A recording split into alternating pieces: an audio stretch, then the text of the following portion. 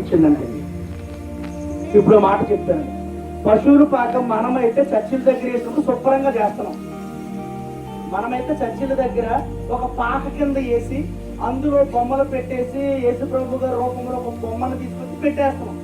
మనం అక్కడ ఎలా చేస్తున్నామంటే చక్కగా లైటింగ్ పెట్టేసి అందంగా సెంట్లు కొట్టేసి ఒక గడ్డిని తీసుకొచ్చి అక్కడ పెట్టేసి నీట్ గా తయారు చేస్తున్నాం.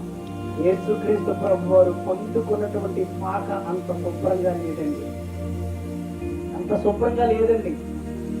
మొత్తం అంతా లోపలంతా కూడా రొచ్చేనండి, రొచ్చే. ఏమిటి, గేదెలు ఆవులు ఉన్నప్పుడు ఏమైపోతాయండి, అవి పాడు చేసేస్తాయి కదా, అంతా పేడ అంతా రొచ్చే. అక్కడికే తీసుకువెళ్ళారు, అది తప్ప వేరే దారి లేదు వారికి.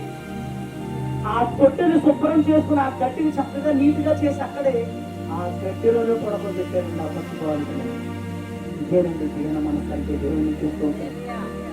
ఇప్పుడు క్రైస్తవులుగా బ్రతుకుతున్న మనము యేసును నమ్ముకున్నాం కాబట్టి ఇప్పుడు మనం కూడా ఎలా బ్రతకాలంటండి, దీన మనసు కలిగి బ్రతకాలంటండి. ఇక్కడ అదే చెప్తున్నాడు సామెతల భక్తుడు, దీనుని ఎడల ఆయన దయ చూపిస్తారంటండి. ఎవరైతే దీన మనసు కలిగి ఉంటారో, ఎవరైతే తగ్గింపు మనస్తత్వం కలిగి ఉంటారో వారి పట్ల నా దేవుడు దయ చూపిస్తారంటండి.